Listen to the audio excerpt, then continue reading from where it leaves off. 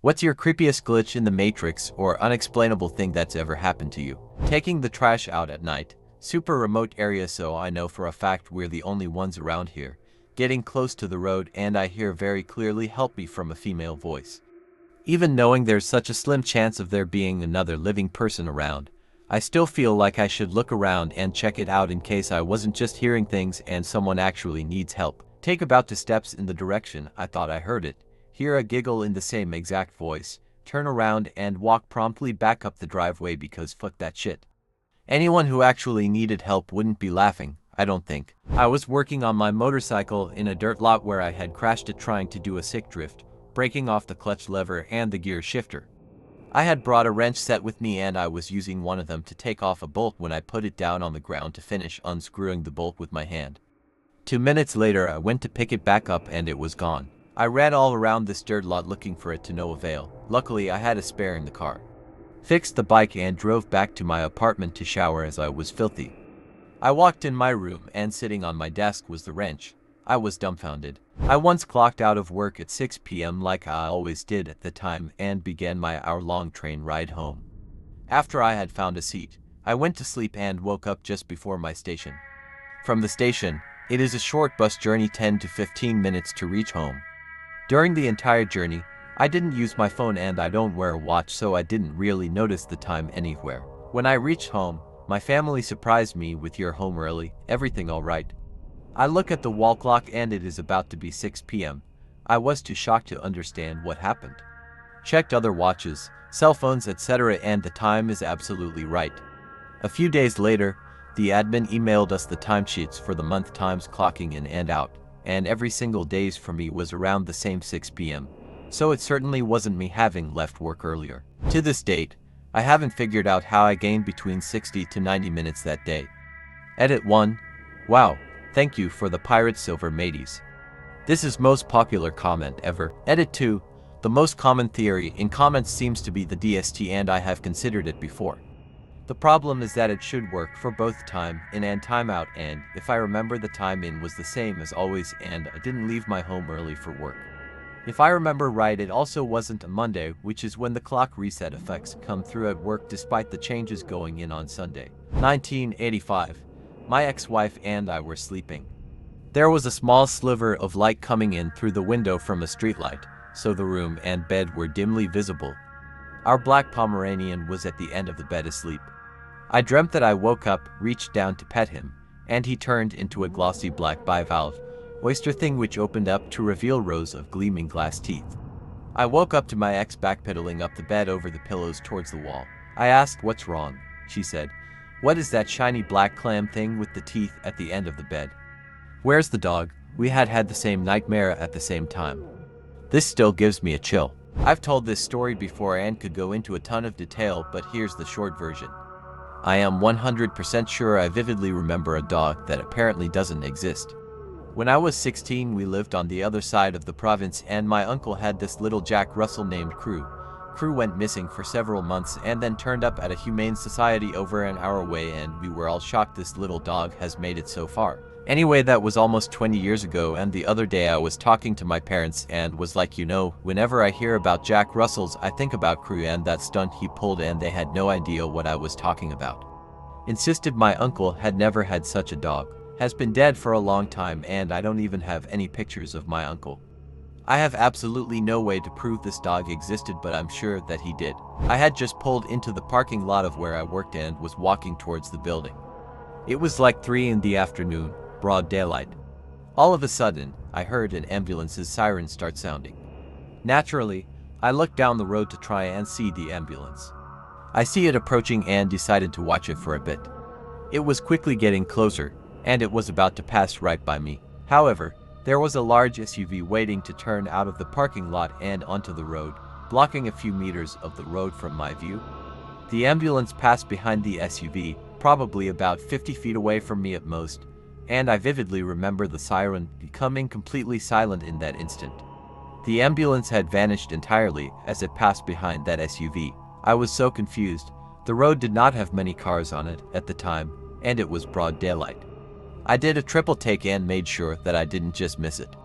I had a clear view of the road going both directions, and there was no more ambulance to be seen. No more siren either. I walked up and down the road, trying to find it for a solid minute. But nope, it was gone. I was well rested, not on drugs, and I didn't have a history of hallucinations. It was gone. I was well rested, not on drugs, and I didn't have a history of hallucinations. It seems dismissible, but I was completely aware of what happened, and I can't explain it to this day. What? I have a very similar story. Broad daylight, sitting at a stoplight to turn left under a highway bridge. In front of me and to the left is the turnaround lane for traffic coming from the other direction. I hear a police siren coming my way. I see a motorcycle cop with his lights flashing, and siren on following a white SUV.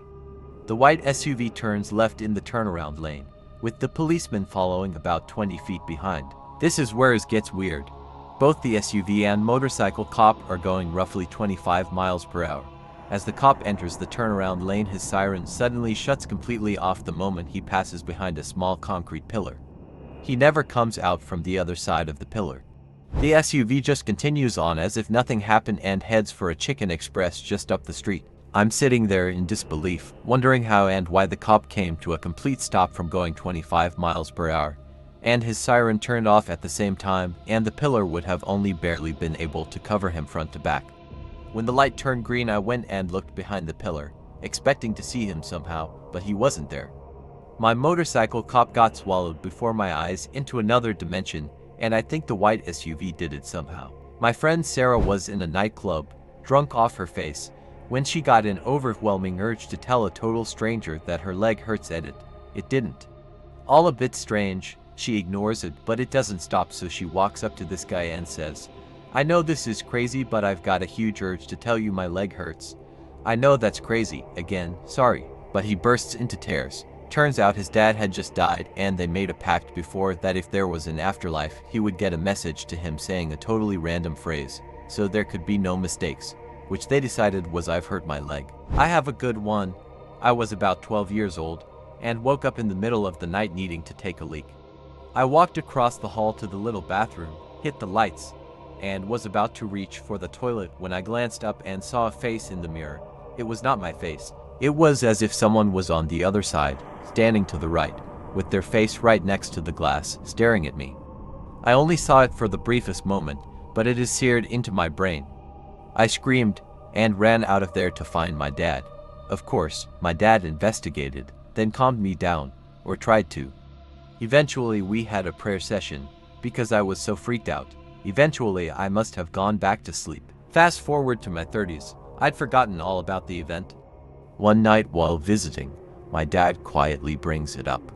"Remember that one time you saw a face in the mirror ... double quotes. It suddenly came back to me in a rush of memory, sending a chill down my spine. "Yeah, I remember." "Well ... double quotes," he said. "I sometimes think about that night." He looked down at the floor, with a serious expression. I saw it too. I shared this a few years ago when this question was asked last time, and didn't really realize how glitchy in the Matrix it was until people started commenting, haha. In college, I took a hard news, soft news journalism class where one of the assignments was to write an obituary for one of my grandparents. The professor told us to write it on a deceased grandparent, but if all of your grandparents were still alive, we had to choose one. In my case, all of my grandparents were alive. I procrastinated actually doing the assignment until the night before it was due because it seemed like a morbid assignment, especially once all of my grandparents were still alive. Scrambling for an easy grandparent to write about, I gave my mom a call and asked her for some basic biographical information about my maternal grandfather. As we were talking about my grandpa's career, my mom couldn't recall the name of one of the companies he worked at. She lectured me about waiting until the last minute to write the assignment because it was late 10:30 p.m. my grandpa's time. However, she said she would give him a call to see if he was still awake and be able to answer that question once my assignment was due the following morning. When my mom called my grandpa answered the phone in a panic. My grandma frantically explained that the paramedics had just arrived and were performing CPR on my grandpa because he had stopped breathing and lost consciousness. My mom was able to stay on the phone with my grandma until they took my grandpa to the hospital, where he was declared dead. In the time my mom and I had been talking on the phone about my grandpa's obituary, He was dying. His death was entirely unexpected at that. Although he was in his 80s, he was the healthiest of my grandparents at the time. We ended up using the obituary I wrote for that writing assignment as his actual obituary. Still freaks me out when I think about the timing. I've told this on Reddit before, but here it is. I had a very important document that I only ever kept in one place. I kept it in the top drawer of a small filing cabinet. I never moved it and would always see it in that drawer whenever I opened it for whatever reason. The day came that I needed it now, and I didn't sweat it because I knew exactly where it was. Well, I'd be damned if it wasn't there. Cue panic attack. I tore that filing cabinet up. I removed everything and spread it out, flipped papers over, dug through envelopes, shook everything out, shined a flashlight all through the emptied cabinet in case it was somehow stuck to the sides. I mean, it was not there. I can assure you no one took it or was messing with me. I was so frustrated. I even looked through other parts of my house. But I knew it wouldn't be in any of those places, and it wasn't. I was intermittently going back to that dumb filing cabinet. No luck. Super irritated, I searched the rest of the house again, and, on my way back downstairs where my filing cabinet was, I called out in frustration, "Okay, bring it back." I don't know who I thought I was talking to because I was alone, but you guessed it. I found it in the top drawer of my filing cabinet where it should have been in the first place. So this has always bothered me. I was 13 years old at the time, and my dad was a coal miner. He worked third shift, known as the Hoodall shift, which was midnight to noon. As such, he got home around 2 p.m. and slept till around 9, got up, had dinner with us, and left for work. My dad was always pretty gruff and constantly yelled at us if my younger brother or I made too much noise and woke him up after getting home from somewhere, which as an adult now I completely understand. So one day I did something to wake him up, I forget what. Anyways, he calls me back to the bedroom and I'm expecting to get a dressing down, but he just looked at me and said, "It's okay, come over here and give me a hug." What 13-year-old boy wants to hug their dad? I kinda squirmed a bit and he followed up with, "What if something happened to me?" And just laid there all grizzled and tired. I didn't hug him. That night there was an accident in the mine. He saved everyone on his crew, including the one person he went back in for. His was the only death, and I'm convinced he knew it was gonna happen. I'll never forget his eyes that day. If someone asked you for a hug, give it to them. I love you, Dad. Edit. My very first gold. I'm so glad this resonated with someone. Around 12 years ago, I had a dark purple 3 Series BMW which I drove to work and parked in the same spot for around 3 years. I sold the car due to mileage and wanting something a little more reliable and purchased a different car. 1 week later, I turn up to work to find my purple BMW parked in my parking spot. I was totally WTF.